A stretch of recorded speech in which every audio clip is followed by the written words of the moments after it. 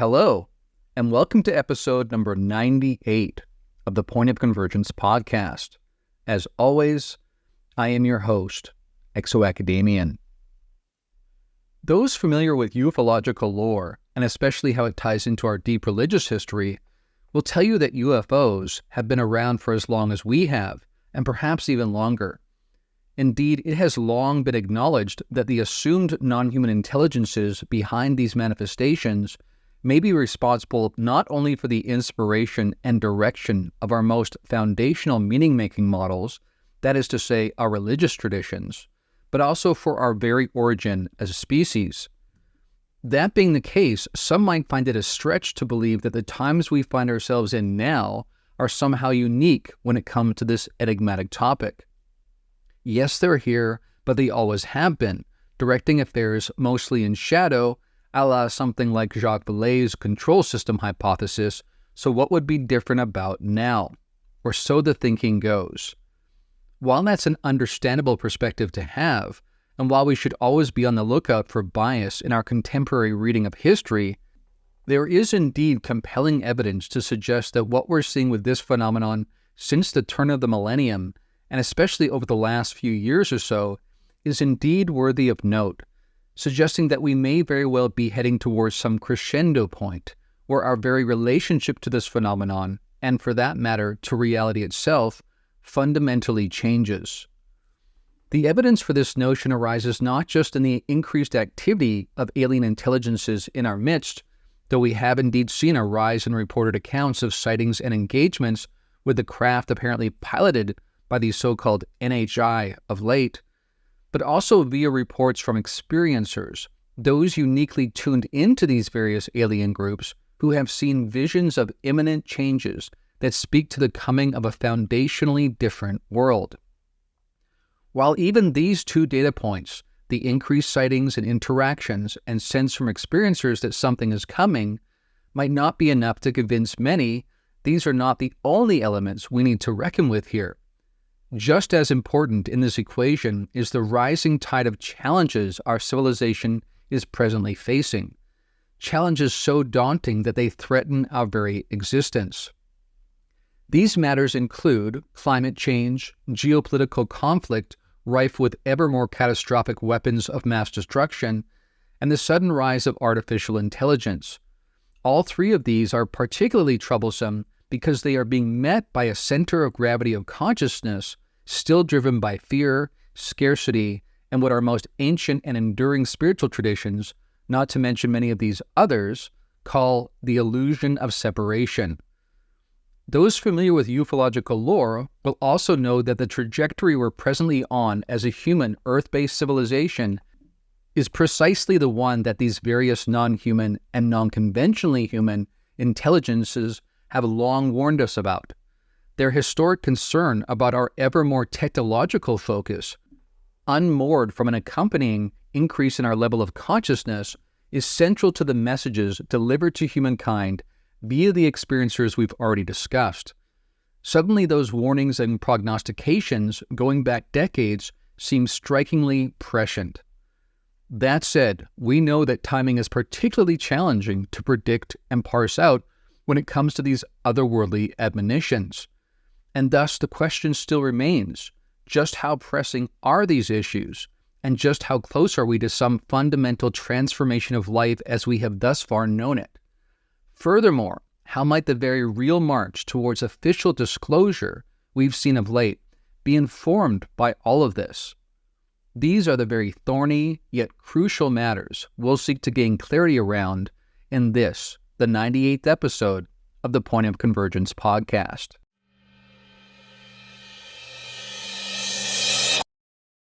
As we begin this week's episode, I would just like to remind everyone that if you'd like to support this podcast and the work that I do, and in so doing gain access to all of my content, which includes not just Point of Convergence and Liminal Frames, but also the various feature series I create, and OTC Squared, as well as live question and answer sessions with me, as well as early access to and discounts on online courses and in-person retreats, you can do so by going to patreon.com/ExoAcademian or by subscribing on Spotify. All right, now let's get into today's topic. We're going to be talking about the nexus of forces arising in our time. As I said in the introduction there, what's amazing about this time, remarkable and so compelling in terms of the significance of this time, is how there are these many forces arising at the very same time, simultaneously, that each portend a massive change in our civilization. And as I mentioned in the introduction, some of these are civilization challenging and some are civilization collapsing. On the other hand, when you have a pressure cooker like this, like when you create a diamond, you also have the potential right now for something transformational, where our civilization could rise to the challenge after seeing these many dynamics arising in our midst, with that much more profound and far-reaching insight, fundamentally transform our relationship with ourselves, with the planet, and with this larger cosmic community. But regardless of how we choose to respond to these simultaneously arising challenges and revelations, the world will very likely be a very different place within about a decade or so from what it is now. That's what this confluence of forces arising right now suggests. In order to fully grok the significance of this particular moment in our history, I would like to go through each of these elements that are simultaneously arising, that again, portend major challenges, but also opportunities for our civilization. The first one I'd like to discuss is the fact that we are in the midst of a scientific revolution. When I interviewed Bernardo Kastrup, we talked about this, and he mentioned that we are in a very different place than we were even 20 or 30 years ago. And here I speak of the shift from something like physicalism, the notion that stuff is ultimately all that is ultimately real, to something like idealism, that posits that mind or consciousness is primary, and from that we have things like matter that arise, energy that arise. But again, fundamentally, consciousness, mentation processes are foundational. Said differently, that means that all of the things we see around us, ourselves, the objects, etc., are all basically elements of a dreamscape found in what Bernardo calls mind at large, or what some might call the mind of God, or original mind, ultimate mind. Now here we have kind of a combination of the best of Western religious traditions and Eastern cosmologies as well, because on the one hand we do posit something like an ultimate God, but we also recognize, again in light of Eastern traditions, that we too are facets of that original mind. In other words, on the one hand you can talk about us as being independent of this mind of God or of God itself. But again, really that's a perspective, a relative perspective. In the absolute sense, we are Source itself, exploring all the permutations of existence, of manifestation. Now, what evidence seems to suggest from quantum mechanics and many other co-arising fields, including psychology, neurology, etc., we are seeing these converging yet independent fields all pointing in the same direction. And again, as Bernardo pointed out, he's noticing a shift in academia where the strength of the evidence alone is making something like idealism much more paramount than it used to be, even a couple of decades ago. That said, we know that science is conservative. It moves slowly. And we know that scientists are just as resistant to change as is the general population, even when the evidence is pointing squarely in a new direction. And this speaks to a notion that Thomas Kuhn put forward regarding the nature and structure of scientific revolutions. In his groundbreaking book, published in 1962, Kuhn, an American philosopher of science, noted the following elements of scientific revolutions. Number one, they involve paradigm shifts. Kuhn argued that scientific progress occurs through a series of shifts in scientific paradigms. A paradigm is a set of shared beliefs, theories, methods, and standards that guide scientific research within a particular discipline. A scientific revolution involves a paradigm shift where an old paradigm is replaced by a new and incompatible one. Number two, normal science versus revolutionary science. Kuhn distinguished between periods of quote-unquote normal science and quote-unquote revolutionary science. During normal science, scientists work within the established paradigm, solving puzzles and refining existing theories. However, when anomalies and problems accumulate, normal science can enter a crisis phase. This crisis may lead to a scientific revolution, marked by the adoption of a new paradigm. Number 3, incommensurability. Kuhn argued that paradigms are often incommensurable, meaning that they are so different that they cannot be directly compared or measured against each other. This poses challenges in communication between scientists working under different paradigms and can contribute to resistance during scientific revolutions. Next, role of anomalies. Anomalies, or problems that cannot be easily explained within the existing paradigm, play a crucial role in triggering a scientific revolution. These anomalies accumulate over time, leading to a crisis that prompts scientists to consider alternative theories. Finally, social and psychological aspects. Kuhn emphasized the role of social and psychological factors in scientific revolutions. The scientific community plays a key role in accepting or rejecting new paradigms, and the transition from one paradigm to another is not just a rational process, but involves shifts in collective beliefs, values, and scientific commitments. Overall, Kuhn's work has had a significant impact on the philosophy of science, challenging the notion of science as a purely objective and cumulative enterprise. Instead, he highlighted the complex and sociological aspects of scientific development, with revolutions playing a central role in reshaping the understanding of the natural world. In other words, things do not just move incrementally in a smooth, linear way. Rather, we see these moments of crisis that then turn into a revolution, a completely new paradigm that really is not commensurable with the previous one.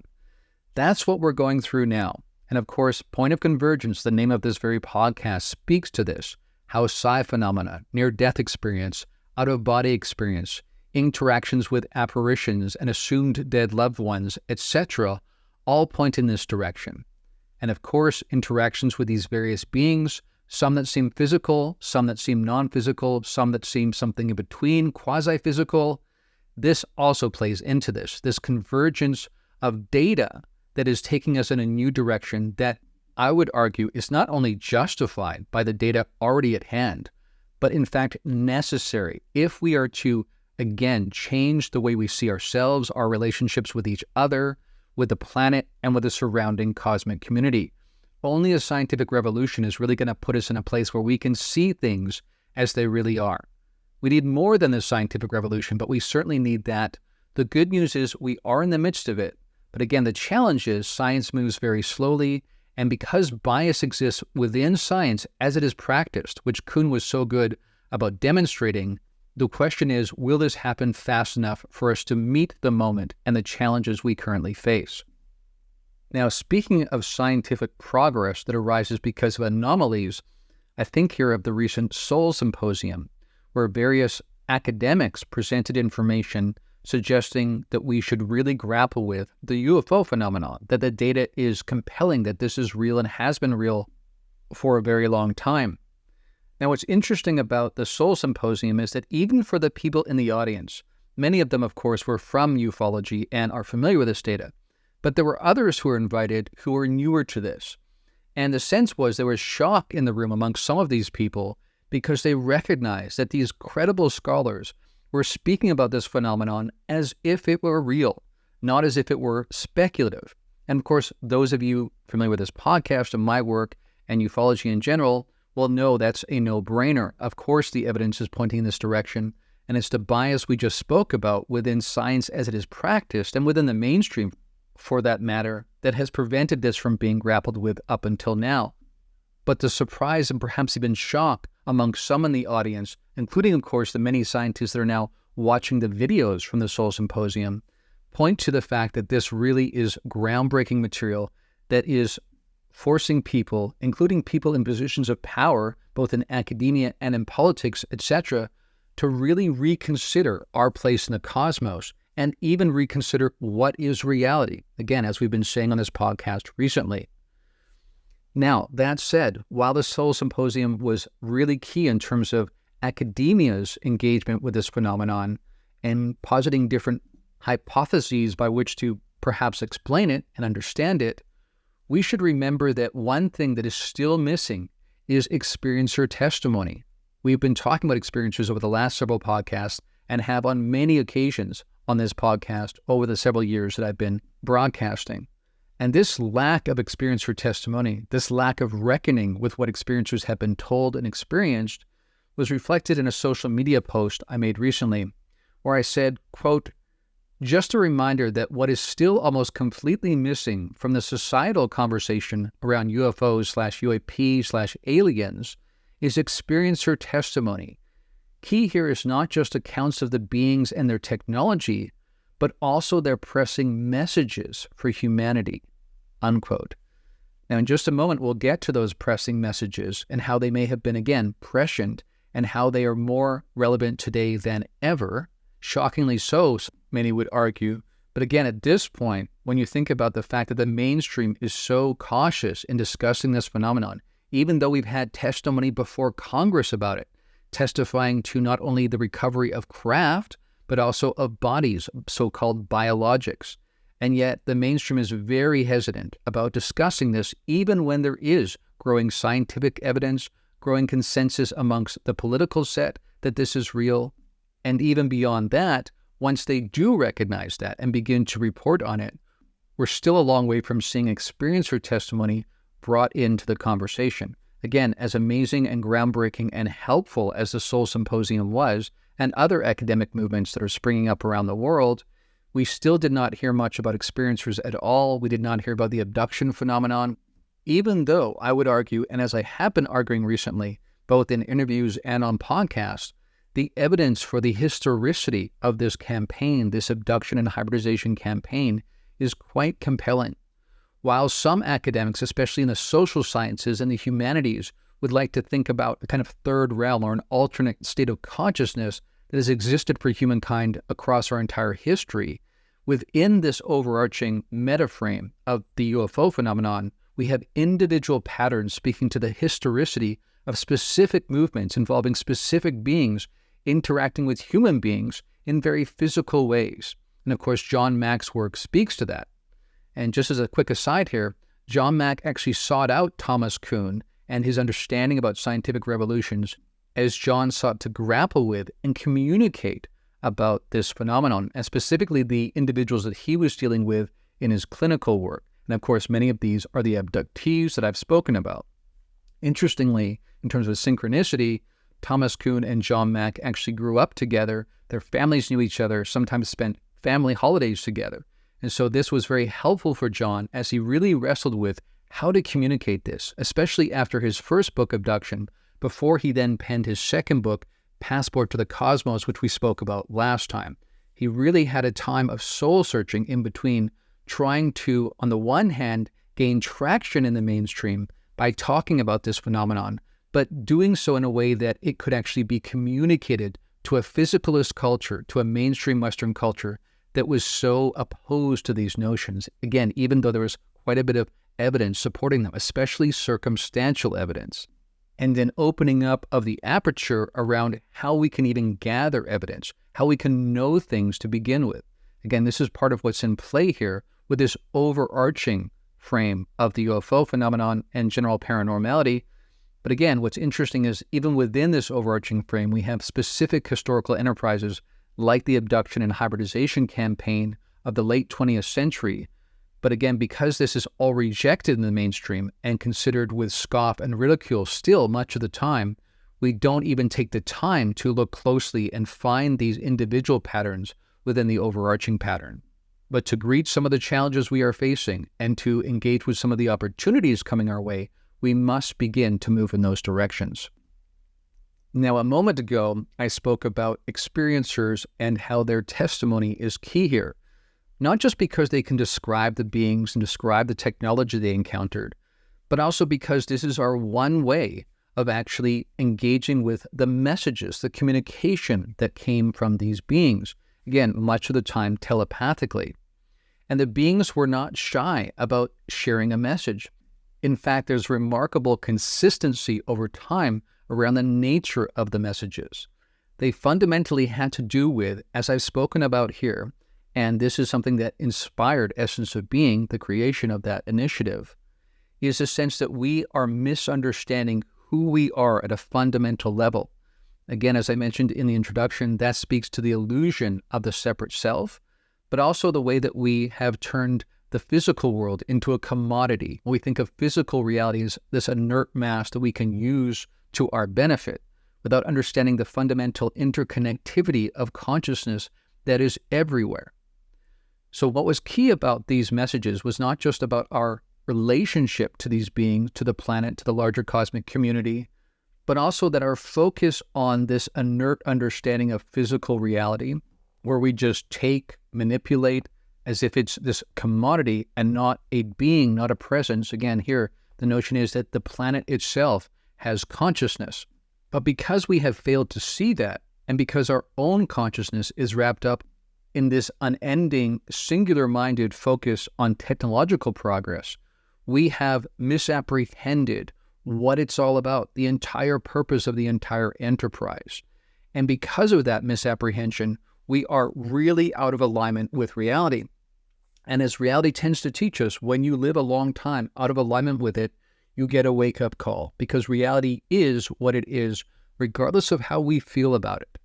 So the challenges we are facing, the many challenges we are facing, have to do fundamentally with this misunderstanding of who we are and what everything else is, what this is, quote unquote, as many spiritual teachers have suggested. As I mentioned on recent podcast episodes, the kids in Zimbabwe were communicated this, that our single-minded focus on technological progress as an end in itself and unmoored from an understanding that we are consciousness, we are source consciousness exploring itself. Because of that, we are facing massive challenges, even extinction-level events. This was communicated to experiencers over the last several decades of the 20th century. And what you find when you speak to these people, and I've spoken to multiple ones of them because of my work with the John Mack Institute, you find that sure enough, the prognostications made about our future and concerns about our future have indeed come true. That these beings, again, that seem to be able to manipulate space-time, perhaps knew what was coming. It certainly seems that way. Again, part of the message here is that they may be from our relative future. Again, though how we understand time is challenged altogether. But from a relative point of view, think about them being from our future, at least seeing our future. They see a larger horizon than we do. And because of that, they warned us about the track we were on. And sure enough, this should speak to the credibility of these beings, I would argue, because sure enough, we are facing crises now because we did not steer away from the course we were on in the 80s and 90s. And while there is perhaps still time, even now, if we don't make this shift in perspective that then produces a different course for our civilization, it will not end well for us. This was the warning back then, and again, all of the evidence around us seems to be supporting that.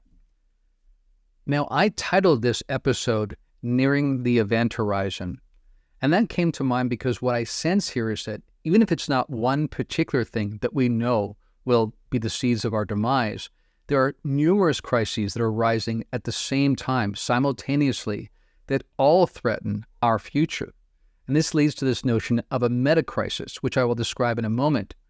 But the point here is that we might not know what specific event is going to sow the seeds of our demise. It might be one of a number of things. And these things, of course, are interacting and interrelating. And it is like approaching an event horizon where the closer you get, the less likely it is that you'll be able to pull out of the gravitational pull of that event horizon.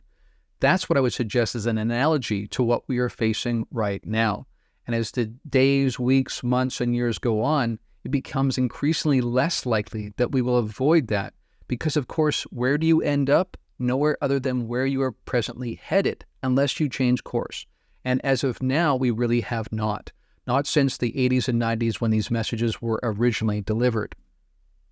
As a quick aside here, before I jump into the meaning of metacrisis, I just want to say again that I think we should not respond here with fear, with trepidation. That's not what my hope is here in delivering this information. This can also be an opportunity. At any moment, we can wake up. And again, experiencers across time have had this message. Humanity needs to wake up. That a leveling up of our consciousness perspective is what is required to meet these challenges. So in that sense, it's as much an opportunity as it is a challenge. And sometimes it's the pressure, again, as I said earlier, of these co-arising forces that is ultimately responsible for a massive fundamental change in perspective and a realigning of course.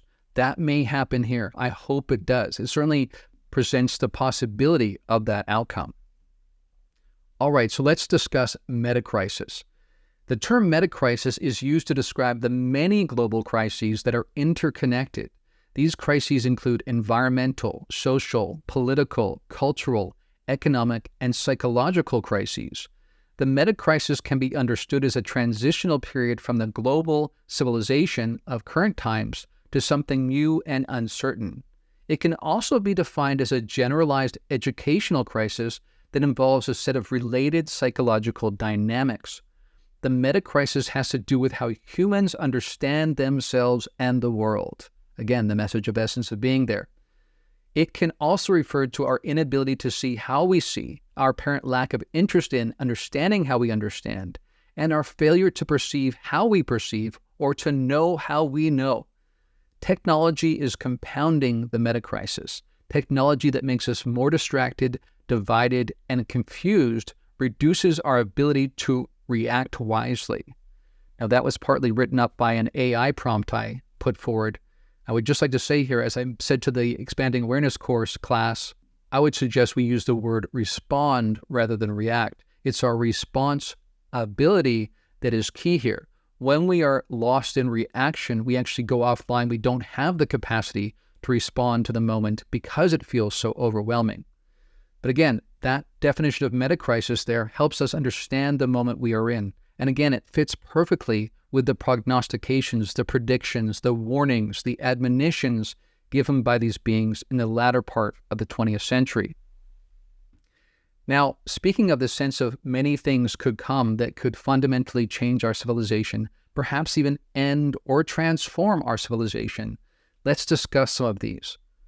First, we have the challenges to climate change. And here we think of recent information that's come out about the North Atlantic Current. There's a sense that because the ocean temperatures have been so unusually warm over the last year or so, going back several years, of course, but this last summer was particularly startling to climate scientists. The concern is that this current will collapse at some point. It will just stop moving energy as it has done for decades, for centuries. And of course, that means that Europe becomes much colder than it presently is, and South America becomes much hotter than it presently is. Now, I understand some of you will be suspicious of this climate change kind of information. I understand it is complex, and we certainly do not understand all of it. But again, up until now, all of the models have been eclipsed by how quickly these things happen. When a model has said this might happen in 30 or 50 years, it's happened in 10 or 20. So we are much further along in this pattern than we expected to be according to the climate change models. More importantly, again, these beings suggested this was going to be the case, that this was the trajectory we were on. I think here of the work of Dolores Cannon. She spoke about in the early 2000s that we are much further along in this climate change campaign than we realize. And because of that, we're going to have a rude awakening. And sure enough, that's exactly what's happened over the last few years. So that's the first thing that could really significantly change our civilization. We're talking about 30-degree shifts in climate patterns within a few decades potentially.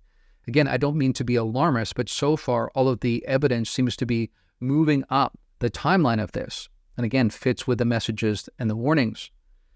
We also have information around solar flares that's interesting, not just because science understands that a massive solar flare could greatly impact the Earth, especially when we have such a large digital imprint and our grid relies so much on electricity, and a large solar flare could knock that out.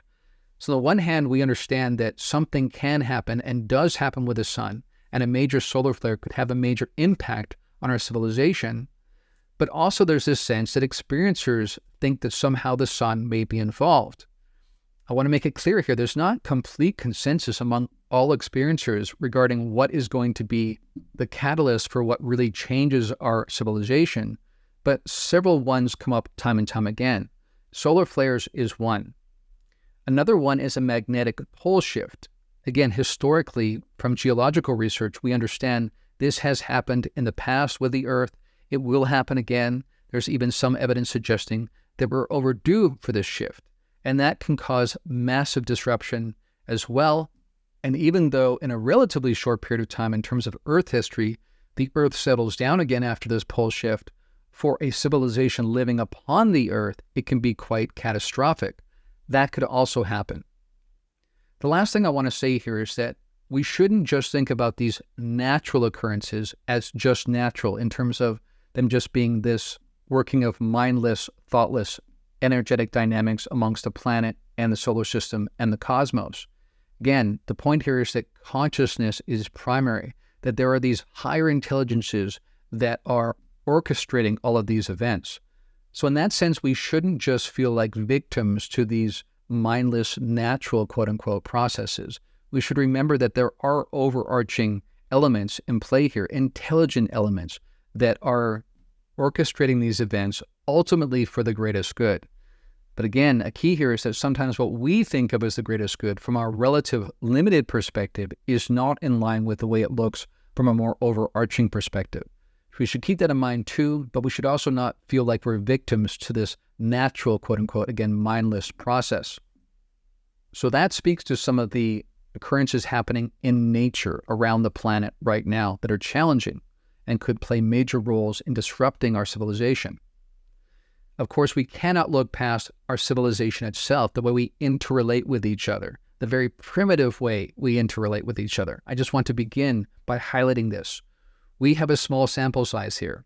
We're only aware of our own civilization, unless you're an experiencer who's been exposed to the notion of other civilizations. But again, for those of us only familiar with our own civilization and how modern times seem so much more advanced than previous times, we lose sight of just how primitive we are. Again, here we have a situation where the major powers of the world, that are still driven by power plays, by the way, to begin with, have massive numbers of nuclear weapons pointed at each other that, if launched, could wipe out human civilization and the biosphere in the matter of hours. And we do this even as we talk about being a sophisticated, advanced civilization. It's pretty remarkable that we don't realize just how primitive we are. And again, on top of that, we have people at the lowest rungs of consciousness levels who tend to be the ones that ascend to political power in our world. Now, that's partly a problem that's born out of the elite that control things, but we as the populace also could change that if we could unite and rise to the moment. Again, if we demanded change, if we embodied that change, we were the example that we seek, then things would change. So it's not just about blaming the small elite. That's part of it, indeed, but we as a populace need to wake up. Again, that's key to the messages from these other beings. But let's discuss a few of the challenges we are facing sociologically, geopolitically, etc. Of course, we have the Russia-Ukraine conflict, which is most dangerous because it threatens the possibility of expanding into a much larger conflict involving the West and Russia and Vladimir Putin's notion of the Soviet Union as it still exists in his mind. Then we've got an equally challenging situation in China. China, of course, has ascended as a major world power, and they have this ongoing conflict with Taiwan, and we have made guarantees as Western countries to protect Taiwan, especially the United States.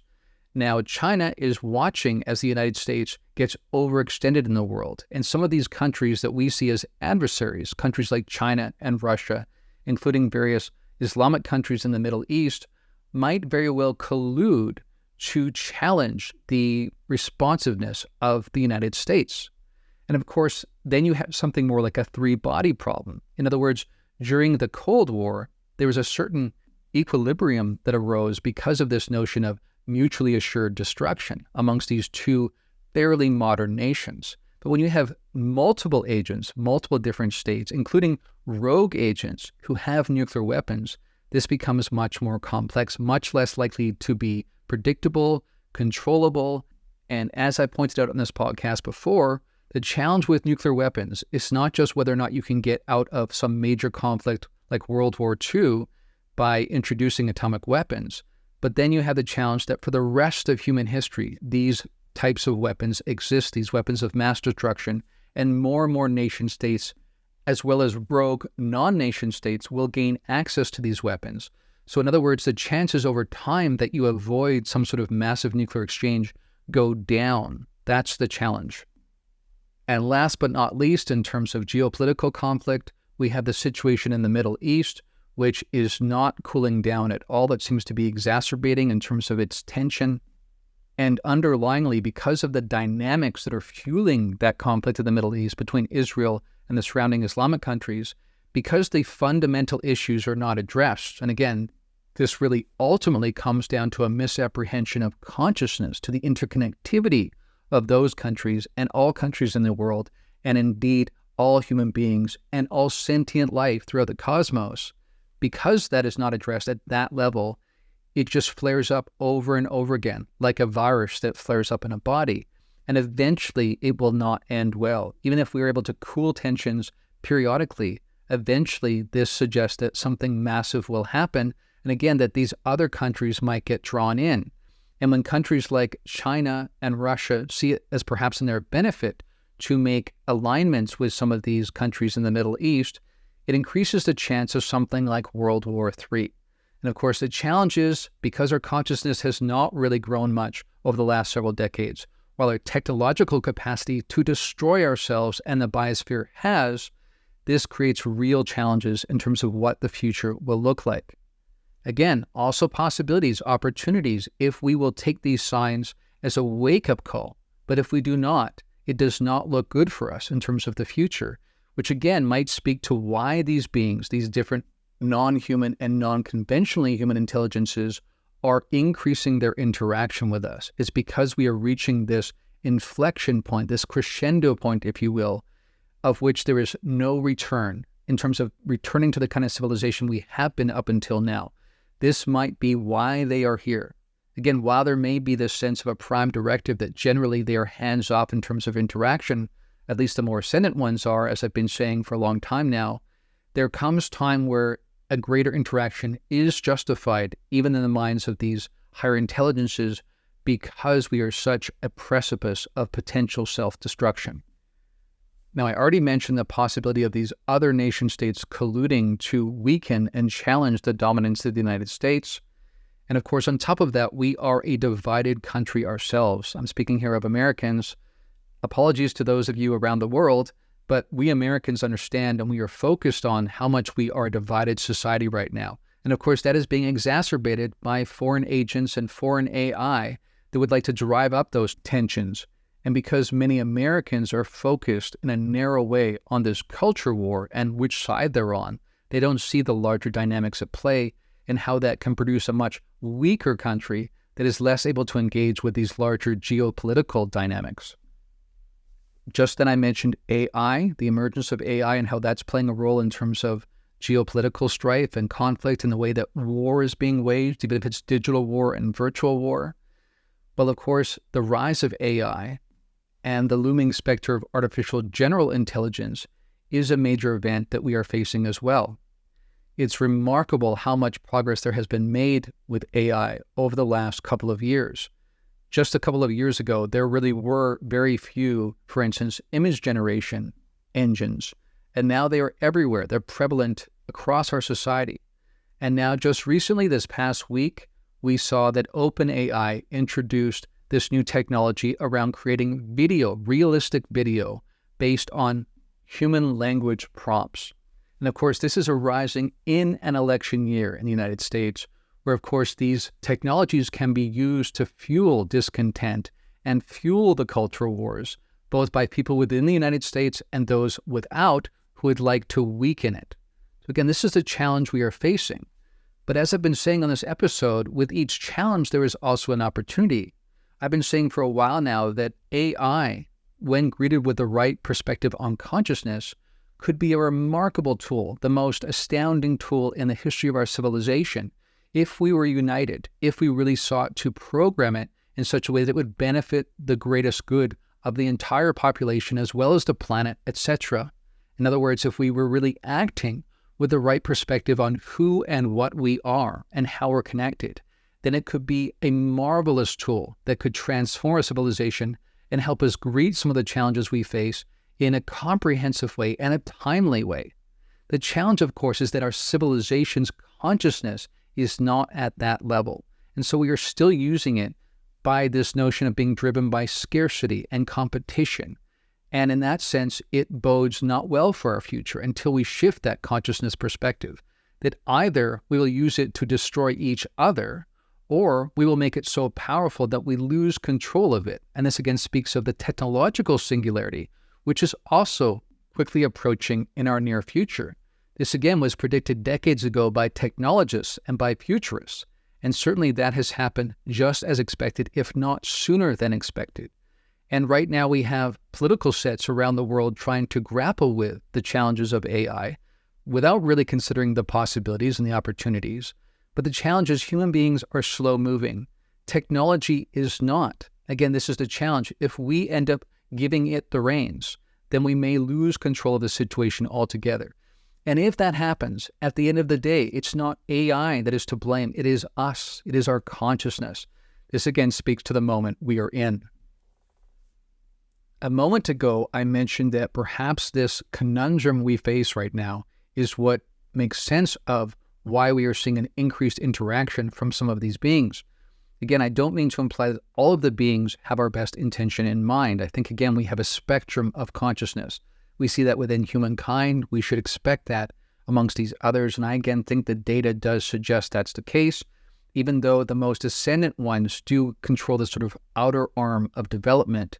And again, sometimes it's our lack of perspective that prevents us from seeing how what is ultimately happening can be in the greatest good.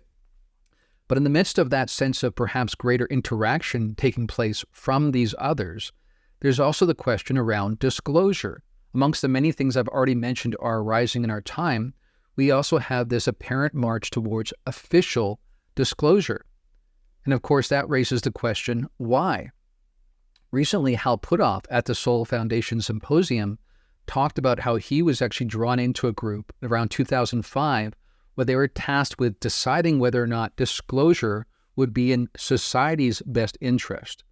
And what they ultimately concluded after considering numerous elements that would change, that would simultaneously have to change with this revelation, Puthoff and his group, as well as the other groups involved, decided that they were no on this, that they actually thought that disclosure would not be in society's best interest, not at this point in our history, because too much would change too quickly. It would be too destabilizing. Again, I've spoken to this pretty prevalently on Liminal Frames and on this podcast. So that being the case, knowing that these kind of decisions have been made behind the scenes, these kind of considerations, what has changed? What changed between 2005, when Hal Puthoff was part of this group, and now, where we see this shift, especially from 2017 on, where the government seems to be acknowledging, if in fits and starts, that this phenomenon is real, that it's not just mind-altering, but it's also technological, and that they have been studying it for decades. Again, this is the implication that's pretty clear from something like the Schumer Amendment. And again, as some people have pointed out, 10 years ago, the Schumer Amendment would have been considered disclosure. It didn't quite get us here right now because we're in such a strange time in our civilization. But we certainly are nearing it, and the Schumer Amendment certainly seems like the first shoe to drop in this official disclosure process. So again, the question is, why and why now specifically, knowing that there has been considerations before that this is too destabilizing to society? Now, John Ramirez, ex-Central Intelligence Officer, has suggested it's because U.S. intelligence is aware that something is coming. Something is going to happen, again, from the frame of 2025 to 2027, somewhere in that frame, mostly landing in 26, 27.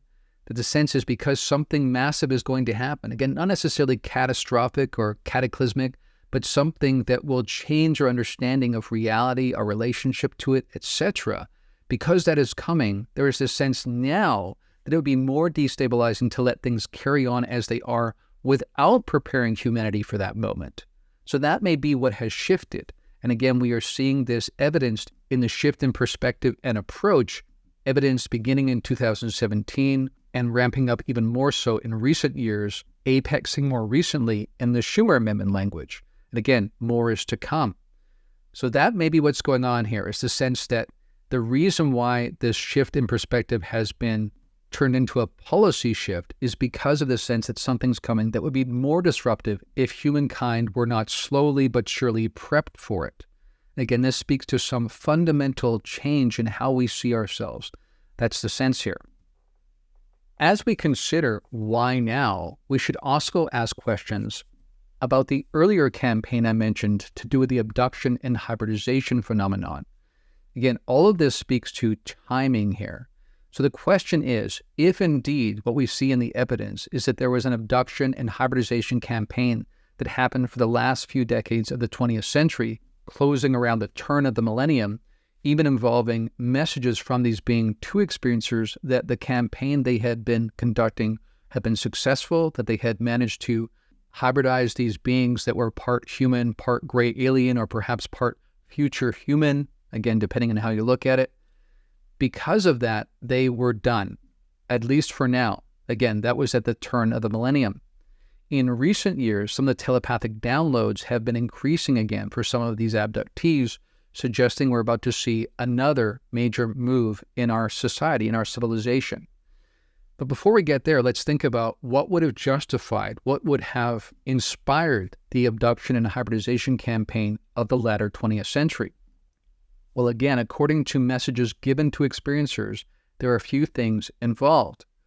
Number one, there was this sense that because these beings wanted unadulterated human DNA, Homo sapiens sapien DNA, they wanted to do it prior to the historical point where we began to manipulate our DNA. And again, we think here of CRISPR, something that has evolved over the last couple decades.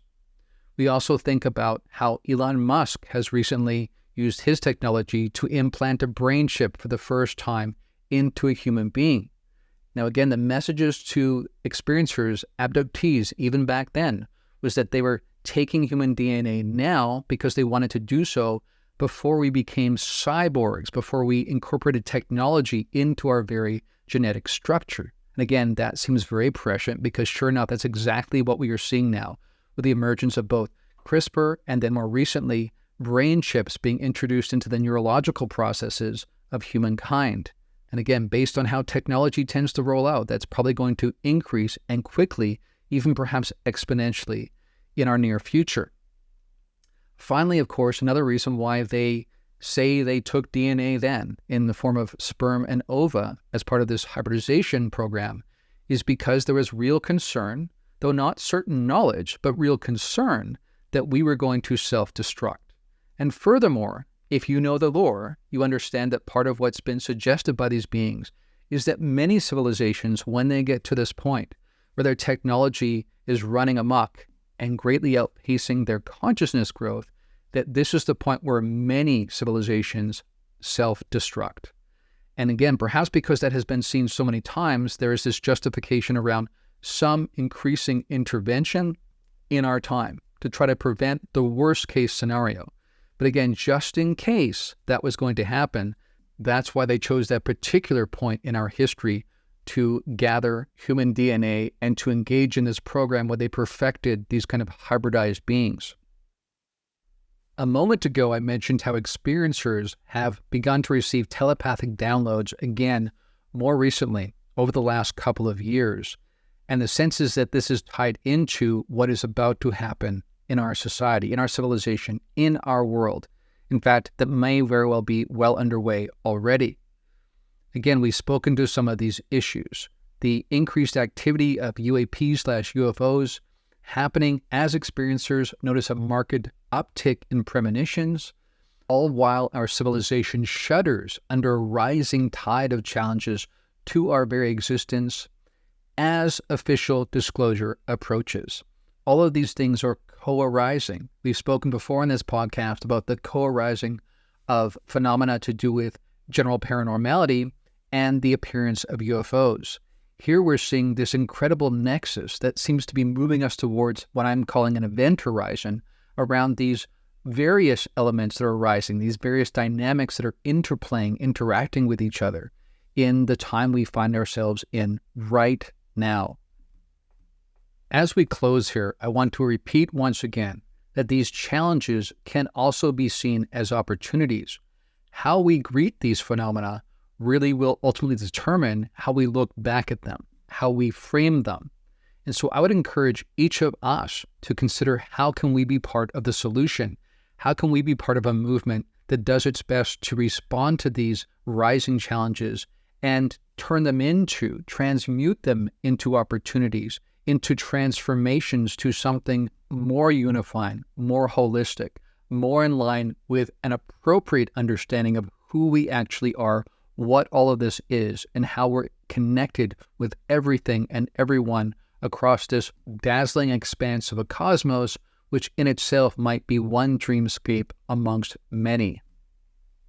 Finally, as I've been saying both on this podcast and on Liminal Frames of late, disclosure, whatever it ends up entailing, at least in potentia, involves much more than the revelation of aliens and UFOs in our midst. It speaks to the nature of reality itself. And that being the case, regardless of how and when this is disclosed to the public, it is going to be destabilizing. Again, I would suggest it's only because the future coming is even more destabilizing that the powers that be have decided that some sort of prepping of the populace is necessary. And that leads to something I posted on social media recently in terms of how we should respond to this monumental moment. I said, quote, "As the public increasingly realizes the UFO phenomenon is real, some within ufology will want an extended gotcha/told you so moment. We should resist this, because what the world will really need at this juncture is grounded, informed voices to navigate uncharted waters." Unquote. That perspective is precisely what inspires these podcasts that I create, the work that I do with the John Mack Institute, and the courses I teach, including the Expanding Awareness course, which is starting this upcoming Wednesday. Again, if you're interested in that, you can go to essenceofbeing.info to find out more information. Never before has there been a more important time to be energetically aware of all of the elements, all of the dynamics currently arising, co-arising in our reality, involving the astounding complexity that we spoke to today. And on that note, we've come to the close of another edition of the Point of Convergence podcast. If you'd like to support this podcast, you can do so by going to patreon.com/ExoAcademian or by subscribing on Spotify. But until next time, friends, from deep within the Blue Ridge Mountains of North Carolina, this is ExoAcademian signing out.